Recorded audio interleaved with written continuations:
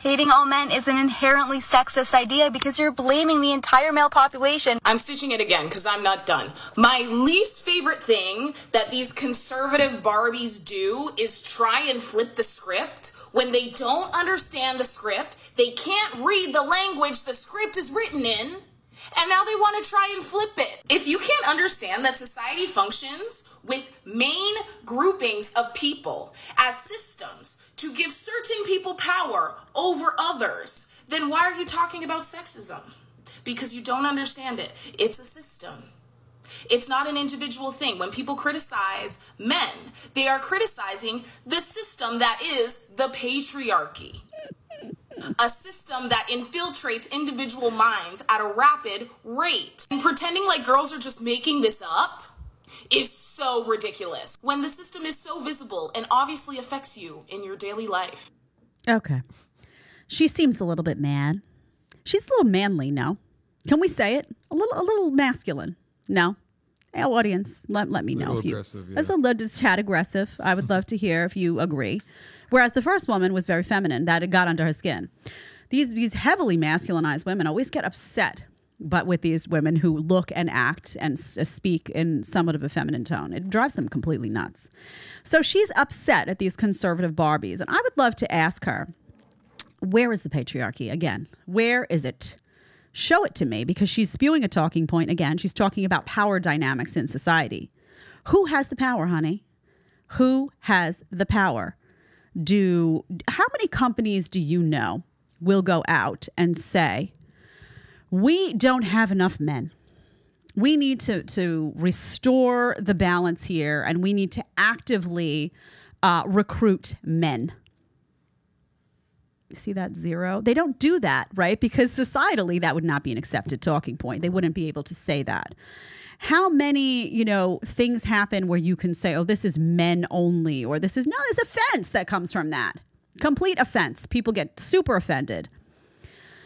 There is no patriarchy, doll. It's over. You're thinking back. You want to go back 100 years and have these conversations? Maybe society looked different. We can have that conversation. There is no patriarchy. Who has the power? The answer is that women have a lot of power. Women have a lot of power. And, you say, oh, well, there's not enough women politicians. And are they running? That's like, oh, there's not enough women engineers. Do they want to be engineers? Women have a lot of power. They are praised consistently in media. They are elevated in households. We're now being told the future is female. We get lectures in academia. Boys are consistently told to sit down and sit back, and women are told to go to the head of the class. I taught in these schools. It's happening every single day. So who has the power? Who controls the dating marketplace? Women do. Women do. So this is just not a realistic interpretation of modern society. She wants to play the victim. She wants to play the eternal victim. And that's fine. She can do that. But she doesn't get to equate her victimhood with reality.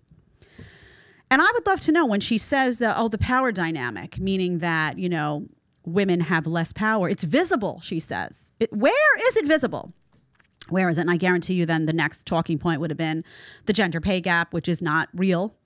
We've just dissected that. What is she going to say? Where is this visible imbalance of power where women are suffering and I'm sorry, where women are suffering and men are just walking through life, like it's, those cartoons you see where they skip to the music and everything is, I just don't understand.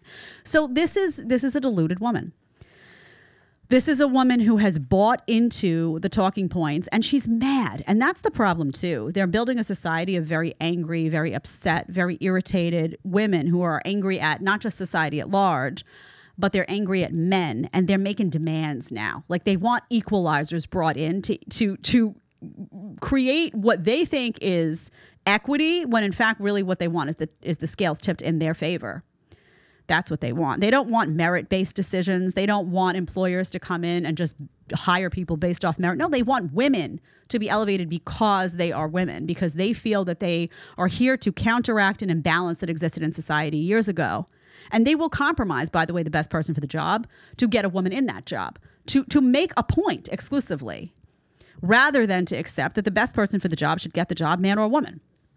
So these are people who, and the reason that conservatives really bother them is because conservatives repeatedly will argue for merit pay, will argue for, don't make a decision based on somebody's gender, make a decision on who's most qualified. The conservatives repeatedly dissect this stuff about the gender pay gap and just speak truth about it. And speak to traditional values and speak to traditional gender roles and aren't afraid to say things like, you're kind of masculinized. And why so mad, honey? Why so mad? If you like the short clip and want to watch the full episode, click here. And if you want to connect with me one-on-one on Connect, you're going to click right here. Let's get to talking.